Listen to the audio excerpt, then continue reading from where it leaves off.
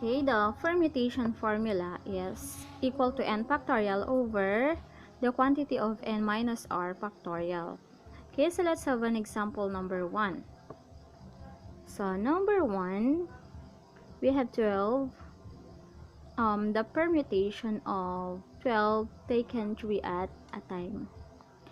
So therefore, our n here is 12. So we have 12 factorial over, okay, again we have the n is 12, r is 3. So therefore we have 12 minus 3 factorial. And then we subtract 12 factorial over 9 factorial. Okay, so let's simplify. 12 factorial is equivalent to 12 times 11 times 10 times 9 times 8 times 7 times 6 times 5 times 4 times 3 times 2 times 1. Okay, all over the 9 factorial. We have 9 times 8 times 7 times 6 times 5 times 4 times 3 times 2 times 1. Okay, so 1 divided by 1 is 1, or we can cancel 1. 2 divided by 2 is 2, or 1, so we can cancel 2. 3 divided by 3 is 1, so cancel. Again, cancel, same with 5, 4, 3, 2, 1. Okay, cancel, and cancel. So we have now the permutation of 12 times 11 times 10. So 12 times 10 is 120. 120 times 11 is, okay, the answer is 1320 ways.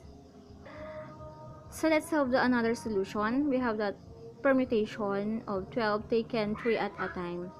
Okay, so I think ito yung pinakamadali kung paano kukunin permutations. So ito yung magsasabi, yung 3 yung magsasabi kung hanggang saan mo siya ihinto. Okay, so mag-start tayo sa 12. So since 3 yan, times natin siya pababa from 12. Magbibilang tayo hanggang 3. So 12 times 11 times 10. So since 3 yan, 1, 2, 3. So hanggang dyan lang natin siya ita-times. Okay. So 12 times 11 times 10 is equal to 1,320. Same with the first solution. Okay, let's find the permutation of 12 objects taken 3 at a time over 5 factorial. So, gagamitin natin yung pinakasimpleng paraan. Okay. Mag-i-start tayo sa 12. So, we have 12 times 11 times 10. Okay, mag-e-end tayo sa 10. Bakit? Kasi, we have 3 here. So, meaning, 3 beses lang natin siya ita-times pababa. 1, 2, 3. Ayan lang siya. And then, if we have 5 factorial over 5 factorial, that is 5 times 4 times 3 times 2 times 1. Okay. So, let's cancel out or divide in simple way. So, let's have 5 times 2 is 10. 5 times 2 is 10. So, we can cancel or we can divide it by 10. 10 divided by 10 is 1, or simply we can cancel 10. The next we have 4 and 3. So if we multiply 4 and 3, that is 12. So we have 12 divided by 12 is 1, or we can cancel 12. Then we have 11 over 1. So 11 divided by 1 is equal to 11. So therefore, the answer of the permutation of 12 objects taken 3 at a time over 5 factorial is equal to 11. Okay, number 2 example is the permutation of 10 objects taken 4 at a time over 4 factorial. Okay, so let's start with 10. Since ito is 4, so ita times natin from 10 pababa 4 times. So 10 times 9 times 8 times 7. Bakit tayo nag-end ng 7? Dahil ito is 4. So 1, 2, 3, 4. Okay? Then we have 4 factorial. So 4 times 3 times 2 times 1. So we're going to divide. Since we have 4 and 2, so 4 times 2 is 8. So since we have 8 here, 8 divided by 8 is 1, or we can cancel 8. Another thing, we have 3. 3 times 1 is 3. So if we divide 3 by 9, 9 divided by 3, the answer is 3. So we can cancel 3 here, and 9 divided by 3 is 3. So we can cancel out 9. Then we have 3. Okay. Again, we're going to rewrite 10 times 3 times 7. Okay. Then now we have 10 times 3 is 30. 10 times 3 is 30. Times 7, the answer is 210.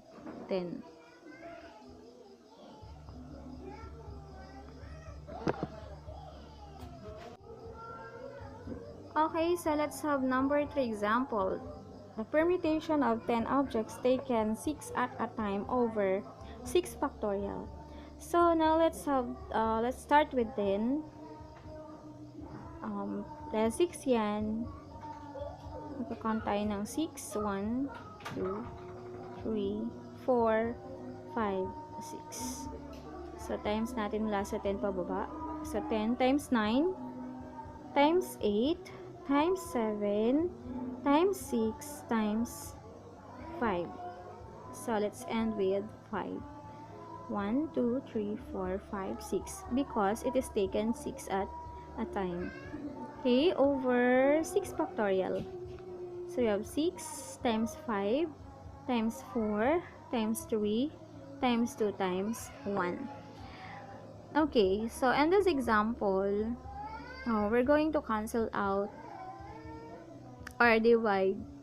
Okay, so we can cancel here 6. Ayan. Also, you can cancel 5. And then we have another 1. 4 times 2 is 8. So if we divide 8 divided by 8, answer is 1. So we can cancel 8.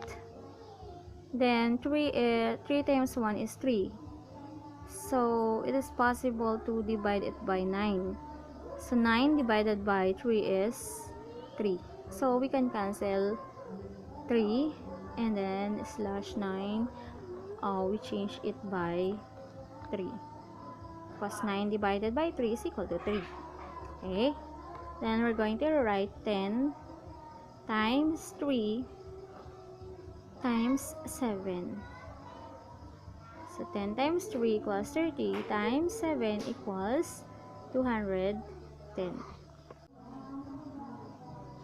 Okay, so let's have number 4. The permutation of 14 objects taken 5 at a time over the permutation of 9 objects taken 5 at a time. Okay, so mag-i-start tayo ng 14. Ta-times natin siya ng 5 beses pababa because it is 5. So 14 times 13 times 12 times 11 times 10. 1, 2, 3, 4, 5. Okay, over the denominator, the permutation of 9 objects taken 5 at a time. So start tayo sa 9.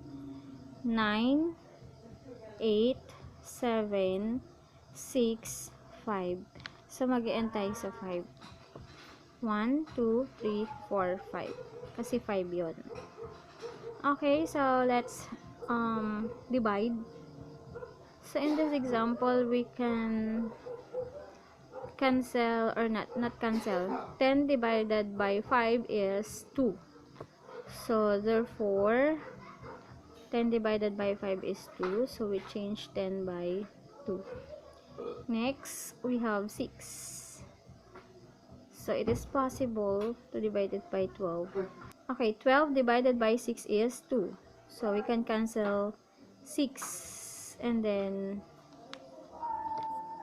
we have now 2. Next, we have 7. Ayan. So, in this example, we have 14 divided by 7 equals 2.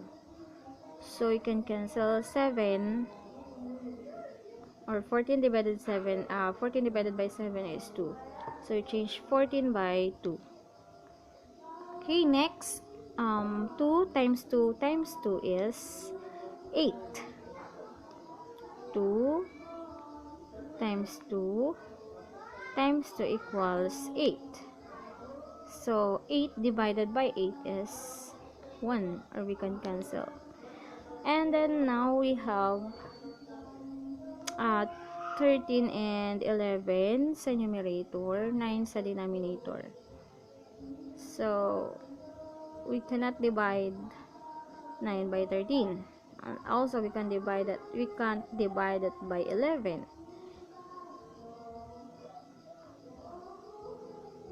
So, therefore, we have 13 times 11 over 9. Okay? And then 13 times 11 is 143 over 9. 143 divided by 9. So, therefore, the final answer is 143 over 9, or it is equivalent to 15 8 over 9. Okay, so let's have number 5. In this example, we have the permutation of 10 taken 8 at a time over the permutation of 10 taken 4 at a time multiplied by the permutation of 10 taken 2 at a time. Okay, so let's have first the permutations of the numerator. We have 10 times 9 times 8 times 7 times 6 times 5 times 4. 1, 2, 3, 4, 5, 6, 7. So, 3. Okay, dapat 8 kasi 8 yun. Then, we have 10. The permutation of 10 taken 4 at a time. So, therefore, we have 10 times 9 times 8 times 7. Okay, let's end with 7. Kasi 4 yun. 1, 2, 3, 4. Okay, so let's have another one. 10 times 9. 1, 2. Kasi 2 yun. Okay, so now we have the cancellation or divide. So, we can cancel 10, 9, 8, 7. What else? Okay, so let's have 5. Lowest term, 5 and 10. So, we can cancel 5 here. Then, we have 2. 10 divided by 5 is 2. So, we have 2 here. The next, we have 9. 9 divided by 3 is 3. So, I can cancel 3. Then, we have 3. So, we have now